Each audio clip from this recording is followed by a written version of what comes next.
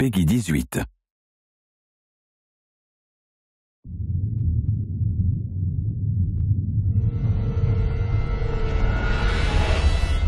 Hey everybody, Zachary Levi here in downtown San Diego at Comic-Con, more specifically at Nerd HQ, which is the epicenter of all things Tomb Raider. The anticipation is building as the team from Crystal Dynamics continues to say that this could be the game of their careers. Today we're going to dig a little bit deeper into the story with some of the key writers and designers who are brave enough to tackle the origin stories of Lara Croft. These are the final hours of Tomb Raider.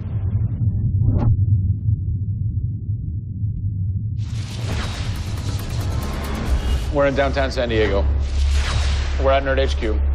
Fans, the public, will get to play the game for the first time ever. Are you nervous? This is the most nervous time of the entire game. This is huge for us. This is the first time we're giving anybody the opportunity to put their hands on the game. It's not finished yet. It's hard to send it out into the world like that. It's a little young, it's a little fresh. When you put it in the public's hands, you're getting a very raw, unfiltered, like, hey, this is what we love and this is what we don't. You'll start to read about it now. You'll start to see it online. You'll start to get people's perspectives. We're making sure that we make it the best thing that we can for the fans, and these are the fans. Why make an origin story? You could just kind of continue with the Lara Croft Tomb Raider saga, but you didn't. Why? We didn't start with the idea of doing an origin story, actually. We started with the idea of doing something fresh. There haven't been very many games that have the opportunity to go back and tell a true origin story. There is very few games like this. In the history of the Tomb Raider franchise, there has not been a female lead writer until now, Brianna Pratchett. For me, I didn't think of it like we needed a female writer to do that. Brianna just nailed it. Brianna Pratchett. Yep. Does it take a woman to know a woman? It probably helps, but I don't kind of think about it as much as everyone else does. I tend to think of myself as being a writer first. There is some of me in her, absolutely. She's very bookish, she's very in her head. I went to public school, I actually learned archery. Camilla did as well, I heard. We bring up our ladies properly. And I genuinely studied Egyptology. I wanted to be an Egyptologist. No way. You know, I've always been a huge fan of kick-ass females. I mean, I grew up on Terminator and Aliens. Yeah. You know, fighting aliens in the future. I thought that was what girls did. It's great to be here at Comic-Con. This is my first time. People are really responding to this kind of new Lara. The fans have been great. They've been very supportive. I want to kind of live up to their expectations. I grew up going to fantasy and science fiction conventions. Now here I am looking at a Tomb Raider poster on the side of a building for a Tomb Raider game I have written. Can't quite process that, but it's very cool.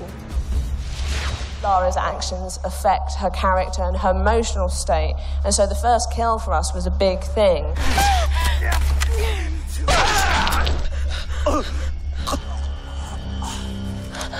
It's not comfortable to watch, and it shouldn't be. Oh, God! And it is about picking yourself up, despite the fact that you're scared. You can't have bravery without fear. In video games, you're kind of tweaking all the way down to delivery. Yeah. Blessing or curse.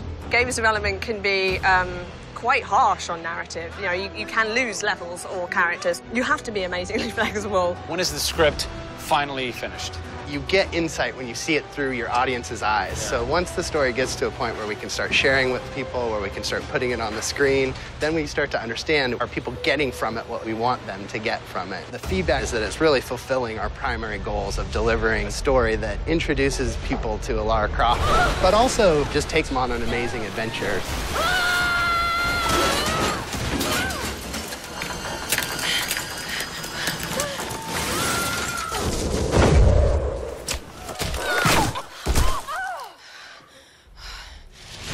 John Stafford, you're kind of the dialogue typist, word monkey. The words that you've been speaking for so long Yes. are from this everything man. that I've been through that's been extremely emotionally draining and painful, I have him to blame for. So we'll have words later about it. What were the challenges stepping into the heart and mind of a character like Lara Croft, who we've known for quite some time? Yes. Players' expectation is... You want to just jump right in, guns blazing? Controller, I'm awesome. I'm awesome. We want that. That's what video games basically allow gamers right? to feel. I am awesome.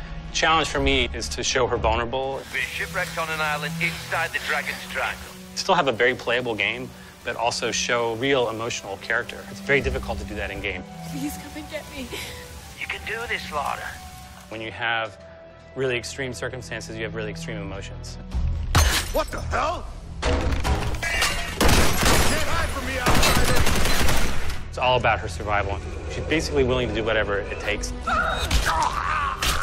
There's people trying to kill you. You know, things are really extreme. Listen, I'm gonna get you out of there. I promise. I promise. I didn't want any lines to sound gamey.